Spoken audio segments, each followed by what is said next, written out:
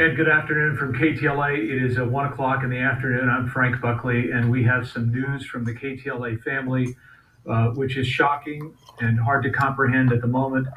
We have the profoundly sad duty to report that our friend and colleague Sam Rubin has died.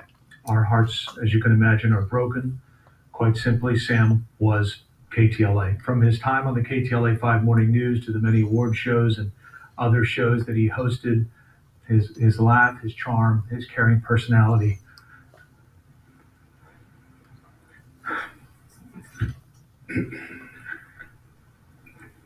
To all of us he shared his mornings with on television, and to those he worked with behind the scenes at KTLA, we will not forget. All right. So I wanted to do a little bit of I suppose, a tribute to, I don't know if you guys have heard, Sam Rubin passed away on Friday, I believe it was. Um, if if you live in Los Angeles, you know who he is.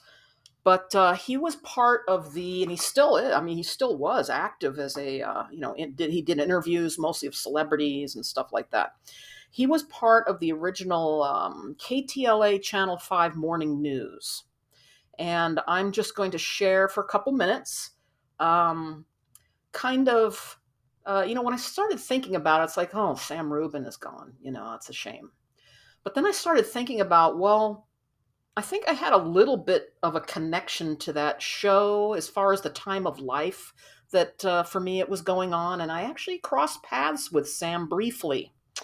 And so I thought, well, maybe this warrants a video. Maybe I can do a little bit of a video. So please forgive if there's any sound that sounds a little funny here. I'm screen recording this time. It's not going to be live. So just to show you for what surprised me, and I think what prompted me to do this little video is not just because, for all of living here in LA, you hear about him, but the Frank Buckley's, announcement. He was tasked with the announcement of, telling the world that his colleague that he obviously cared about very much passed away. And I thought, man, look at this. He got very emotional about this. So I started thinking a little bit more about it. So Sam Rubin, for you guys out there who may not know, let's get this picture up here. Okay. This is the original KTLA Morning News. Was formed in 1991. Now, I'm going to relate this a bit to my tenure at Warner Brothers because there's going to be a little bit of path crossing here with this story. The most significant thing, about this is that, this is before the internet. This was 91, I think, to 97 that the crew was together.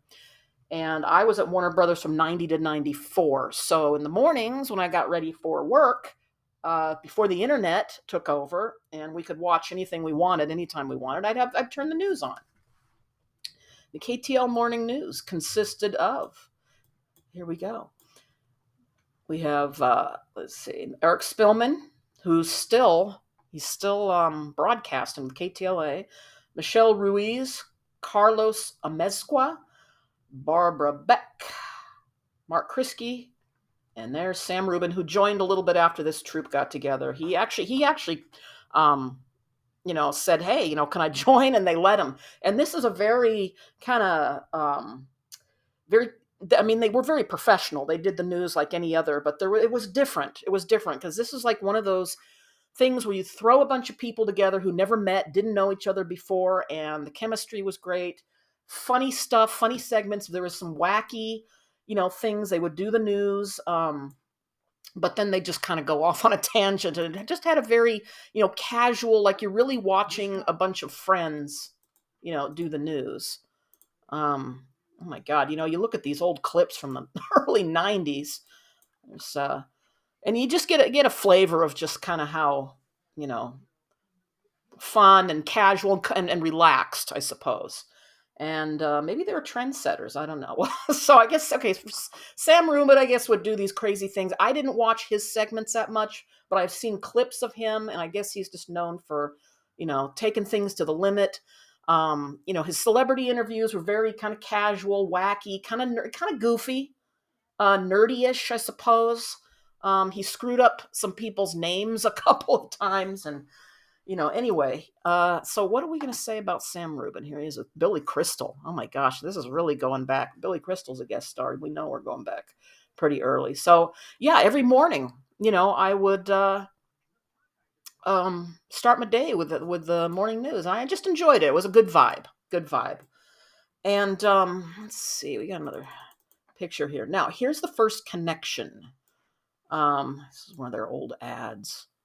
8 p.m. Channel 5. Oh, the morning news is on at 8 p.m.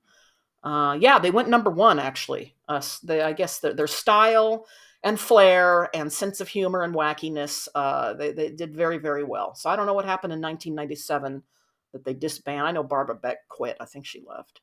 All right, so here's what is the first connection. Now, some of you at Warner Brothers from that time period are going to know what this film clip is. And I know it's been recently posted by somebody, and I posted it here a couple years back.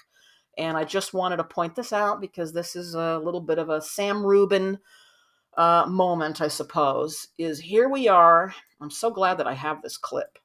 All right. So maybe some of you who worked at Warner Brothers with me at the time can maybe help with some names, because I know I'm going to not get everything right.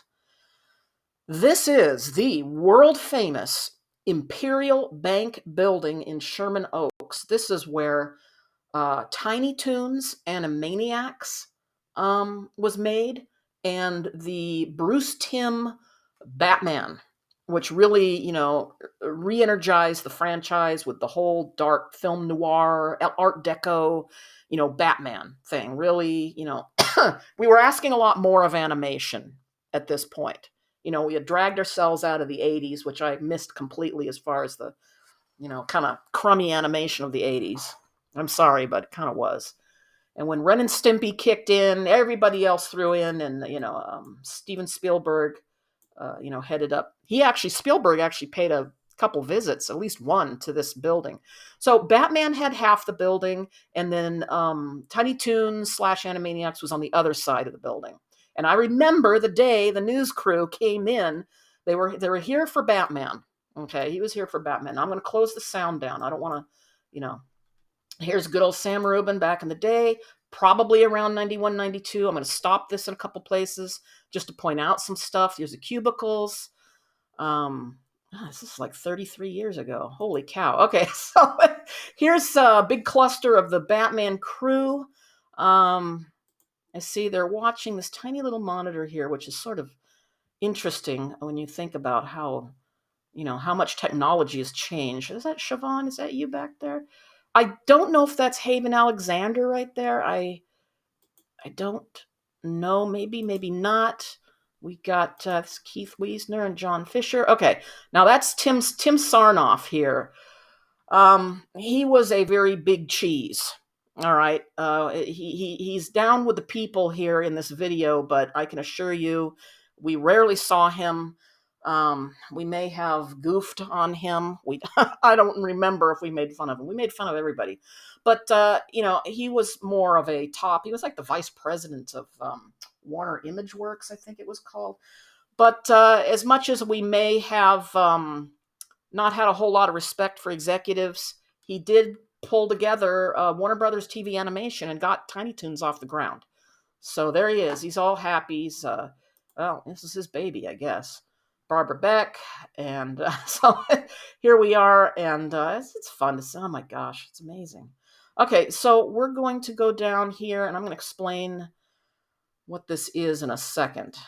All right. So this is Shane Poindexter here. Now, before we move on to the Wall of Shane, which I know many of you remember, I have to make a note of this because I actually went to one of his get-togethers at his house once, and we're talking again the early 90s, and I'm going to have to say that this was the first time, he had a bootleg videotape with all these crazy videos on it, and this was the first time I'd ever seen. What did he had? He had kind of this Rankin Bass, the Rudolph, the red-nosed reindeer, the stop motion classic that we watch every year. Well, somebody did like a bloody, violent version of that stop motion. Like Santa Claus was a mob boss or something. So we watched that, and then I also distinctly remember, this is before you could watch videos anywhere. You had to have like a videotape with this stuff on it.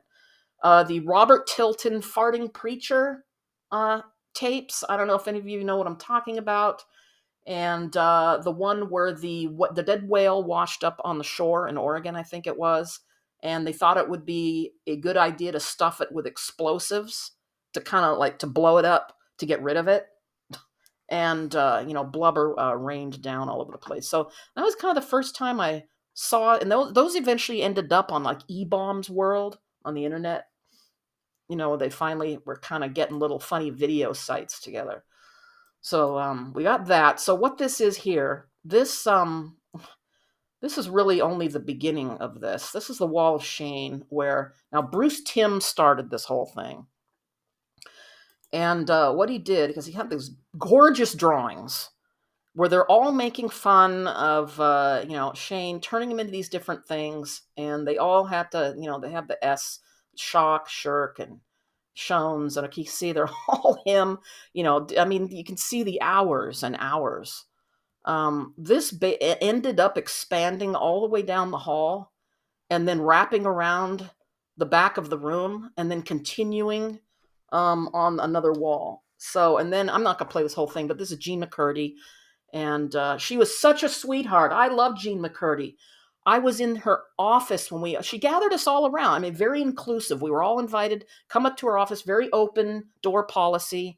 And she was talking about Animaniacs. She was suggesting that Yakko be modeled after Groucho Marx.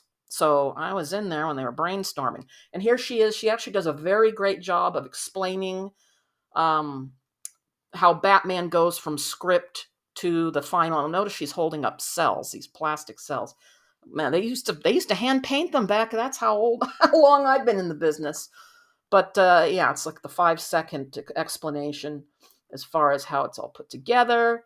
And we have the excellent caricature artists in the studio, as you can see from the wall, and they did a cartoon. That's Eric Spillman. Look at that. So yeah, you can't leave a cartoon studio without getting a goofy portrait made of somebody. So yeah, this brings back a lot of great memories. So that's the Sam Rubin thing from Warner Brothers. Good times, good times. That was an amazing time of my life. So let's go back for a second, and I will tell you the other. I wanted to get a picture. Took a picture here. Let's get a Sam Rubin picture. Okay, here's the second thing. Now, by around 1999, 2000, Sam had a radio show for a little while. And that was another thing that I used to listen to, a lot of radio. Again, before the internet and YouTube and you could Netflix, you had anything you wanted to listen to. So I'd listen to talk radio, and I would listen to people that I didn't like. And I'm going to be honest here. Okay. In fact, I have to be honest in order to tell you how he and I kind of crossed paths briefly. Is I always found him somewhat annoying. All right. He was apparently a very nice person, truly nice, cared about people. I mean, you can see. I mean, the tributes pouring in are amazing. Like all over the world, they knew about him. I mean, I suppose if you're doing celebrity interviews, they're going to be shown everywhere. But it's yeah. I mean, it's good for him. And anyway, he had the radio show, and I always found him kind of smarmy, some kind of irritating, annoying. I wasn't into Sam Rubin, specifically. And I would listen to his show, and it would bug me, but you know how it is. Like if you don't like my mother never liked Rush Limbaugh. She had to tune in and listen to like what was the next thing he was going to say. Kind of like that. All right. So Sam apparently was Jewish, and he went on this tear one day on the radio, and he was kind of like throwing around, like being very kind of braggy and showing off. I don't know how to describe it. He was just saying some things about being Jewish, like boy, he really it was very arrogant, and it was weird to me.